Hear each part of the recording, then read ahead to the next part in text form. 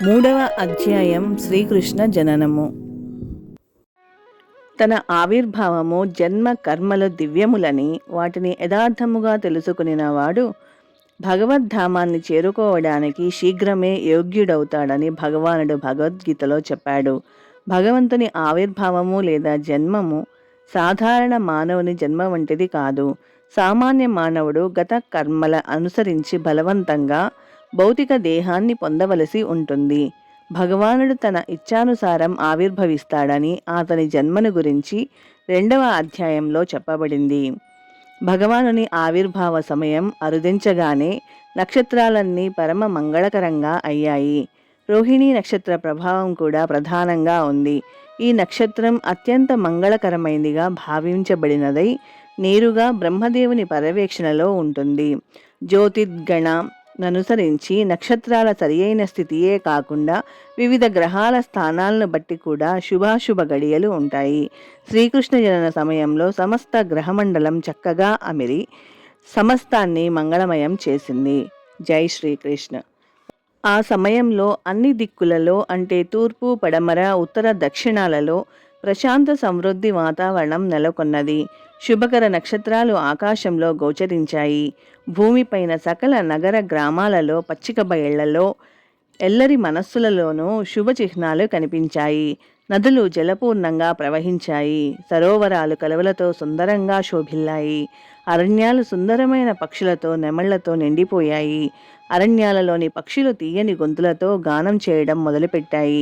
నెమళ్లు తమ జంటలతో నాట్యం చేయసాగాయి. వాయువు నానావిధ పుష్ప సౌరభాన్ని మోస్తూ మనోహరంగా వీచి సుఖస్పర్శను కలగజేసింది. యాజ్ఞికులైన బ్రాహ్మణులు తమ గృహాలు యజ్ఞాలకు శుభకరంగా అయినట్లు గమనించారు.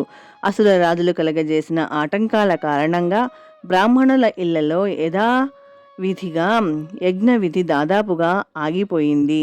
కానీ యజ్ఞాగ్నిని ప్రశాంతంగా రగిలించడానికి ఇప్పుడు అవకాశం లభించిందని వారు భావించారు. యజ్ఞ నిర్వహణ నిషేధించబడిన కారణంగా బ్రాహ్మణులు మనస్సు, బుద్ధి, కర్మలలో మిక్కిలి చింతాగ్రస్తులై ఉండేవారు. కానీ శ్రీకృష్ణ జనన సమయంలో దేవాది దేవుని ఆవిర్భావాన్ని గమనించి తెలియజేసే శుభకర వాక్కులు ఆకాశంలో నినదించగా వినినందున సహజంగానే వారి మనస్సులు ఆనందపూర్ణమయ్యాయి. జై శ్రీకృష్ణ. గంధర్వులు, కిన్నెరులు గానం చేయనారంభించారు.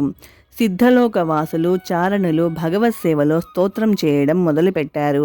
స్వర్గంలో పత్నులతో కూడి దేవతలు, విద్యాధరులు నృత్యం చేశారు. మునులు, దేవతలు మిక్కిలి ప్రసన్నులై పుష్పవృష్టిని కురిపించారు. సాగర తీరంలో నెమ్మది అలల శబ్దం వినిపించింది. సముద్రంపైని ఆకాశం మేఘావృతమైంది.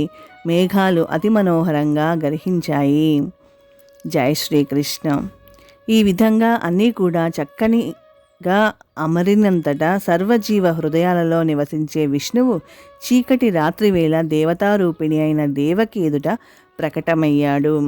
ఆ సమయంలో విష్ణు భగవానుని ఆవిర్భావాన్ని తూర్పు దిక్కున ఉదయించే పూర్ణ చంద్రోదయంతో పోల్చవచ్చును. శ్రీకృష్ణుడు కృష్ణపక్ష అష్టమి రోజు ఆవిర్భవించాడు కాబట్టి పూర్ణ చంద్రోదయం ఏ విధంగా కలుగుతుంది అని ఎవరైనా అభ్యంతరం చెప్పే అవకాశమున్నది. శ్రీకృష్ణుడు చంద్రవంశంలో ఆవిర్భవించాడని చెప్పడం దీనికి సమాధానం అవుతుంది.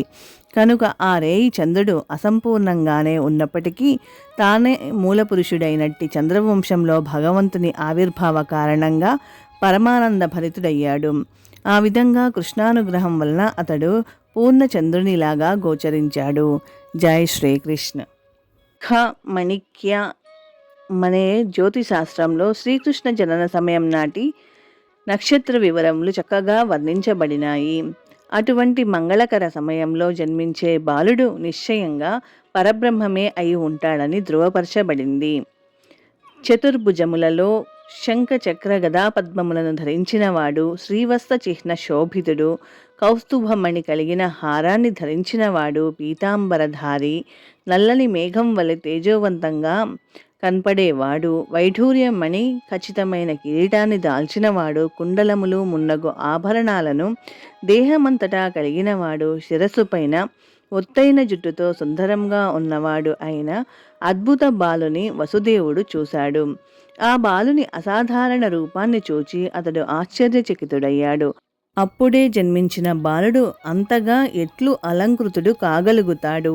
కాబట్టి శ్రీకృష్ణుడు ఇప్పుడు ఆవిర్భవించాడని వసుదేవుడు అర్థం చేసుకోగలిగాడు. తాను ప్రకృతిబద్ధుడగు సాధారణ జీవుడే అయినప్పటికీ, బాహ్యంగా కంసునిచే బందీ అయి ఉన్నప్పటికీ, సర్వవ్యాపి అయిన విష్ణువు లేదా కృష్ణుడు మూల రూపంలో తన ఇంట శిశువుగా ఆవిర్భవించుట పట్ల అతడు వినమ్రంగా చకితుడయ్యాడు.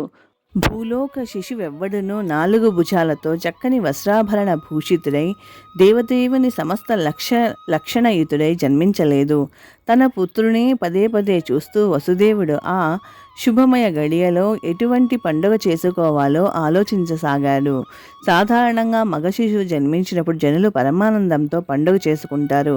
నేను బందీ అయి ఉన్నప్పటికీ భగవంతుడు నా ఇంట్లో జన్మించాడు. అటువంటప్పుడు ఈ శుభోత్సవాన్ని నేను ఎన్ని కోటానుకోట్ల సార్లు చేయవలసి ఉంటుందో కదా అని అతడు అనుకున్నాడు. ఆనక దుందుబి అనే నామాంతరం కలిగిన వసుదేవుడు అప్పుడే జన్మించిన శిశువును చూస్తూ ఎంత మురిసిపోయాడంటే బ్రాహ్మణులకు వేల కొలది గోవులను అతడు దానమివ్వాలనుకున్నాడు. శత్రుడైన రాజు ఇంటిలో ఏదైనా శుభకార్యం జరిగినప్పుడు ఆనందంతో దానం చేయడం వైదిక పద్ధతి. స్వర్ణాభరణ భూషితమైనట్టి గోవులను అప్పుడు బ్రాహ్మణులకు మునులకు దానమిచ్చేవారు. శ్రీకృష్ణ ఆవిర్భావాన్ని పురస్కరించుకొని వసుదేవుడు అటువంటి దానం చేయాలనుకున్నాడు. కానీ తాను కంసుని కారాగృహంలో సంకెళ్లతో బంధింపబడి ఉన్న కారణంగా అది అసాధ్యము. దానికి బదులుగా అతడు మనసులో బ్రాహ్మణులకు వేల కొలది గోవులను దానమిచ్చాడు. నవజాత శిశువు స్వయంగా దేవాది దేవుడేనని నమ్మకం కలగగానే వసుదేవుడు చేతులు జోడించి వంగి నమస్కరించాడు. స్తోత్రం చేయనారంభించాడు. ఆ సమయంలో అతడు దివ్యస్థితిలో ఉన్నవాడై కంసభయం నుండి పూర్తిగా దూరమయ్యాడు. అప్పుడు శిశువు కూడా సూతికాగృహాన్ని తన సహజ తేజంతో ప్రకాశింపజేయసాగాడు. వసుదేవుడు ఈ విధంగా స్తుతించసాగాడు. దేవా, నీవెవరో నేను అర్థం చేసుకోగలను. నీవు దేవాది దేవుడవు, సర్వాత్ముడవు, పరబ్రహ్మవు. నీవు నీ నిత్యరూపంలో ఆవిర్భవించావు. మేము దానిని నేరుగా చూడగలుగుతున్నాము. నేను కంసుని వలన భీతి చెంది ఉన్నాను కాబట్టి నన్ను ఆ భయం నుండి దూరం చేయడానికే నీవు అవతరించావని నాకు తెలుసు. నీవు ఈ భౌతిక జగత్తుకు చెందినవాడవు కావు. కేవలం ప్రకృతిని వీక్షించుటయే జగత్తును సృష్టించిన పరమపురుషుడవు నీవే అని పలికాడు. కేవలం తన వీక్షణముచే జగత్తును సృష్టించగలిగిన దేవాది దేవుడు వసుదేవ పత్ని అయిన దేవకి గర్భంలోకి ప్రవేశించజాలడని ఎవరైనా వాదించే అవకాశం ఉన్నది. ఈ వాదనను త్రోసిపుచ్చడానికి వసుదేవుడు పలుకుతూ, దేవా, నీవు దేవకీదేవి గర్భంలో ఆవిర్భవించడం ఎంతమాత్రమూ ఆశ్చర్యకరం కాదు. ఎందుకంటే ఈ సృష్టి కూడా అదే విధంగా జరిగినది. నీవు మహావిష్ణువుగా కారణోదక సముద్రంలో శయించినప్పుడు నీ శ్వాస చేత అసంఖ్యాకమైన విశ్వములు ఆవిర్భవించాయి. తరువాత నీవు గర్భోదకశాయి విష్ణువు రూపంలో ప్రతి విశ్వంలోనూ ప్రవేశించావు. ఆ తరువాత నీవు క్షీరోదక సాయి విష్ణువుగా విస్తరించిన వాడవై సకల జీవుల హృదయాలలో పరమాణువులలో కూడా ప్రవేశించావు. కాబట్టి నీవు దేవకీ గర్భంలోనికి ప్రవేశించడాన్ని అదే రీతిగా అర్థం చేసుకోవచ్చును. నీవు ప్రవేశించినట్లు గోచరించినను అదే సమయంలో సర్వవ్యాపివై ఉన్నావు. నీవు ప్రవేశించుట, ప్రవేశింపకుండుట అనే విషయాలను లౌకిక ఉపమానాల ద్వారా తెలుసుకోవచ్చు. 16 తత్వాలుగా విషయాలను లౌకిక ఉపమానాల నుండి తెలుసుకోవచ్చు. 16 తత్వాలుగా విభజింపబడినప్పటికీ మహాతత్వము మార్పు చెందకుండా ఉంటుంది. పృథ్వీ, జలము, అగ్ని, వాయువు, ఆకాశము అనే పంచభూతాల కలయికయే భౌతిక దేహము. దేహము తయారైనప్పుడు ఆ పంచభూతములు కొత్తగా తయారైనట్లు కనపడవు. వాస్తవానికి అవి దేహానికి బయట సర్వదా నెలకొని ఉంటాయి. అదే రీతిగా దేవకీ గర్భంలో శిశువుగా ఆవిర్భవించినప్పటికీ నీవు బయట కూడా ఉన్నావు. సర్వదా నీవు నీ ధామంలో ఉన్నప్పటికీ అదే సమయంలో వేల కొలది రూపాలలో సర్వదా నీవు ఉంటావు అని స్తుతించసాగాడు. జై శ్రీకృష్ణ.